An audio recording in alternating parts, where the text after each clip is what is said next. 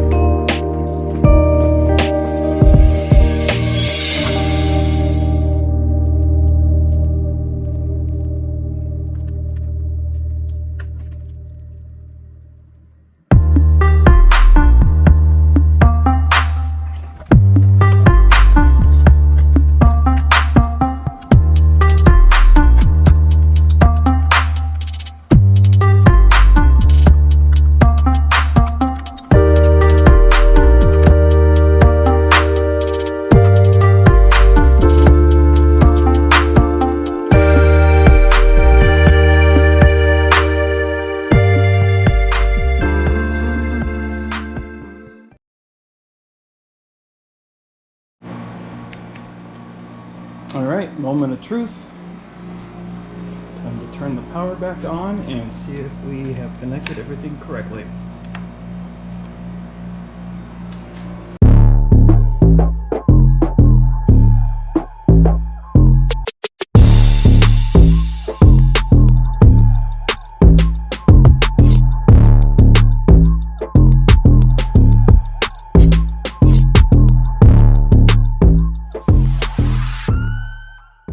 Setup should be pretty easy. There are 2 buttons on the back of this.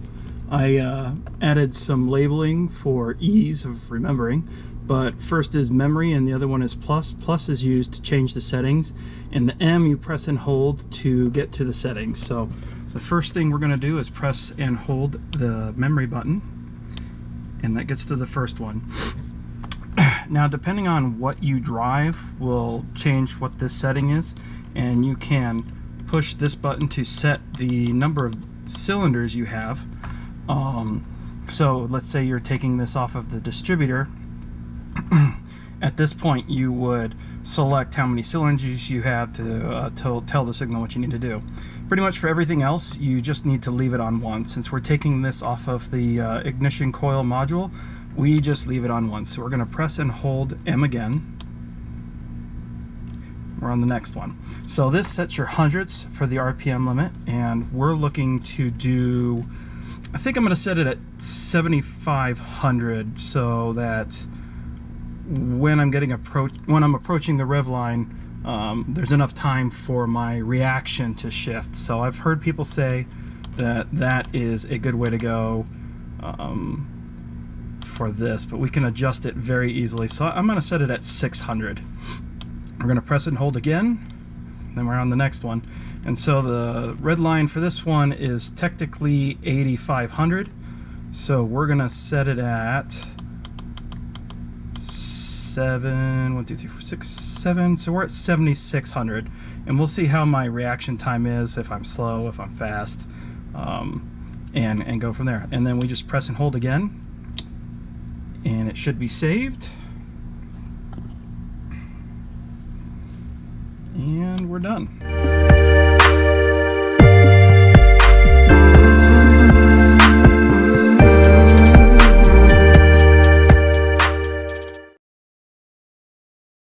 All right, we got everything plugged in, programmed, and buttoned up, so it's time to start the car and see how everything worked. Just get the car turned on here.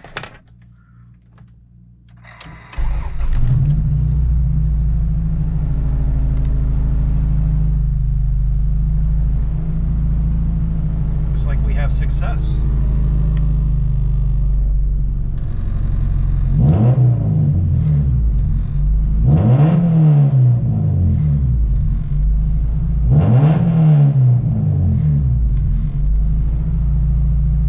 All right, I hope you found this helpful. That's it for now.